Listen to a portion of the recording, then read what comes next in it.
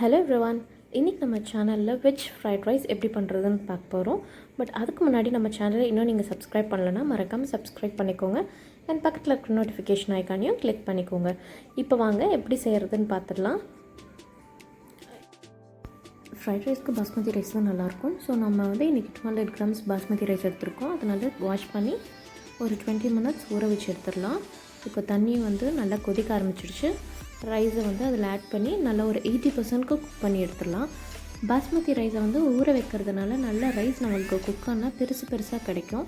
அதனால தான் நம்ம ஊற வைக்கிறோம். ரொம்ப நேரம் ஊற வைக்க வேணாம். ஒரு 20 minutesலேருந்து 30 minutes ஊற வச்சா போதும். இப்போ தேவையான அளவுக்கு உப்பு சேர்த்துடலாம். உப்பை வந்து பாதி வெந்ததுக்கப்புறம் நான் ஆட் பண்ணியிருக்கேன். இப்போ வந்து சாதம் நல்லா வெந்துருச்சு. ஒரு 80% குக் பண்ணியிருக்கேன். பார்த்திங்கன்னா சாதம் நல்லா நீட்டமாக பெருசாக வந்திருக்கு. இந்தளவுக்கு போதும். இப்போ வந்து நம்ம தண்ணியை ஸ்ட்ரெயின் பண்ணிவிட்டு ரைஸை தனியாக வச்சுக்கலாம். இப்போ வெஜிடபிள்ஸ் என்னென்ன தேவைன்னு பார்த்துடலாம். Cabbage, beans, carrot, capsicum, onions, கொஞ்சம் ஃப்ளேவருக்காக க்ரீன் சில்லி, அவ்வளோதான். ஆனியனை வந்து நீட்டமாக வெட்டிக்கோங்க.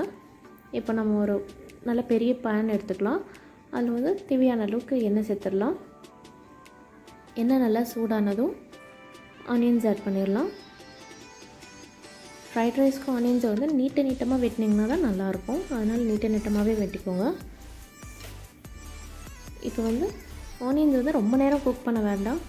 ஒரு 50% குக் ஆனாலே போதும். இப்போ நம்ம வெஜிடபிள்ஸ் ஆட் பண்ண ஆரம்பிச்சிடலாம். ஃபஸ்ட்டு கேரட் ஆட் பண்ணியிருக்கேன். இது வந்து எந்த வெஜிடபிள் ரொம்ப நேரம் குக் ஆக டைம் எடுக்குமோ அதை வந்து ஃபஸ்ட் ஆட் பண்ணிக்கலாம். இப்போ கேரட் கொஞ்சம் குக் ஆகிடுச்சு. ஒரு 2 நிமிஷம் குக் பண்ணுங்கள் போதும். இப்போ பீன்ஸ் ஆட் பண்ணிட்டோம். இதையும் ஒரு 2 நிமிஷம் போல் வதக்கி விட்டுக்கோங்க. அவ்வளோதான். இப்போ கேபேஜ், கடைசியாக கேப்சிகம் சேர்க்க போகிறோம்.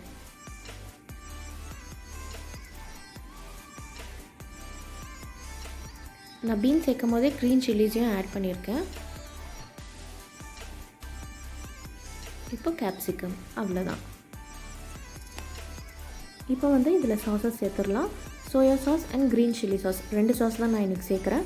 சோயா சாஸை சேர்க்கும் போது ஃப்ளேம் ரொம்ப மினிமமாக வச்சுட்டு அதுக்கப்புறம் சேர்த்துங்க. ஏன்னா சோயா சாஸ் ஆட் பண்ணோடனே டக்குன்னு கருகிடும். அதனால் வந்து கருகிச்சுன்னா நம்மளுக்கு வந்து கசப்புத்தன்மை வந்துடும். அதனால் மினிமம் ஃப்ளேமில் வச்சுட்டு அதுக்கப்புறமா ஆட் பண்ணுங்கள். ஒரு 1/2 டீஸ்பூன் சோயா போதும். ரொம்ப ஆட் பண்ணிங்கனாலும் உங்களுக்கு ரொம்ப ஒரு மாதிரி அந்த சோயாவோட ஃப்ளேவர் டாமினேட் பண்ணும். இப்போ வந்து green chilli sauce 1 table spoon. உங்களுக்கு காரத்துக்கு ஏற்ற மாதிரி நீங்கள் சேர்த்துக்கலாம். அவ்வளோதான். ஒரு வாட்டி மிக்ஸ் பண்ணிவிட்டு நம்ம இப்போ லிட் போட்டுட்டு ஒரு 5 minutes குக் பண்ணிடலாம். வெஜிடபிள்ஸ் எல்லாம் ஒரு 70 to 80% குக் ஆனாலே போதும். ஏன்னா ஃப்ரைட் ரைஸ்க்கு வந்து 100% வெஜிடபிள்ஸ் குக் ஆகணுன்ற அவசியம் இல்லை. இப்போ வந்து நம்ம வடித்து வச்சுருக்கிற அந்த ரைஸை ஆட் பண்ணிடலாம். பார்த்திங்கன்னா தெரியும் ரைஸ் எவ்வளோ தனித்தனியாக இருக்குது, நீட்டமாக இருக்குது. இந்தளவுக்கு இருக்கணும். இப்போ வந்து நல்லா மிக்ஸ் பண்ணி விட்டுருங்க. உப்பு சேர்க்க தேவையில்லை. நம்ம சாஸ்லேயும் உப்பு இருக்கும். அதே மாதிரி நம்ம ரைஸை வந்து குக் பண்ணும் போதும் உப்பு சேர்த்துருக்கோம். அதனால் பார்த்துட்டு நீங்கள் தேவைன்னா அப்புறமா சேர்த்துக்கலாம்.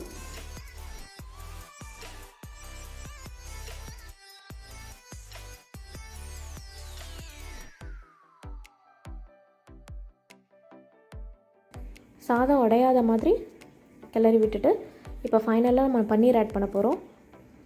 ரா பன்னீர் தான் இது. பன்னீரை வந்து முன்னாடியே நான் குக் பண்ணல. ஜஸ்ட் பன்னீரை க்யூப்ஸ் பண்ணி போட்டு ஒரு 2 நிமிஷம் குக் பண்ணி எடுத்துடுறேன். அவ்வளோதான். நம்மளோட ரொம்ப டேஸ்ட்டான ஹோட்டல் ஸ்டைலில் வெஜிடபிள் ஃப்ரைட் ரைஸ் ரெடி ஆகிடுச்சு. ஃபைனலாக கொஞ்சம் ஸ்ப்ரிங் ஆனியன்ஸ்,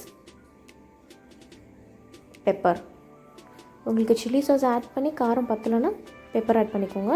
யூஸ்வலாக பெப்பர் சேர்த்தாலே கொஞ்சம் நல்ல ஃப்ளேவர் கொடுக்கும். அதனால் பெப்பரையும் சேர்த்துக்கலாம் நீங்கள். அவ்வளோதான். ஜஸ்ட் ஒரு வாட்டி மிக்ஸ் பண்ணிவிட்டு இப்போ சர்வ் பண்ணிட வேண்டியது தான். ரொம்ப டேஸ்டியான நம்மளோட வெஜ் ஃப்ரைட் ரைஸ் ரெடி. கண்டிப்பாக இந்த ரெசிபியை ட்ரை பண்ணி பாருங்கள். ட்ரை பண்ணி பார்த்துட்டு உங்கள் கமெண்ட்ஸ் எங்களுக்கு சொல்லுங்கள். அண்ட் மறக்காமல் டேஸ்ட் அண்ட் டேஸ்டி கிச்சனுக்கு சப்ஸ்கிரைப் பண்ணிக்கோங்க. அண்ட் பக்கத்தில் இருக்கிற நோட்டிஃபிகேஷன் ஐக்கானையும் கிளிக் பண்ணிக்கோங்க. ஸோ தட் நான் நெக்ஸ்ட் வீடியோ அப்லோட் பண்ணும்போது உங்களுக்கு நோட்டிஃபை ஆகும்.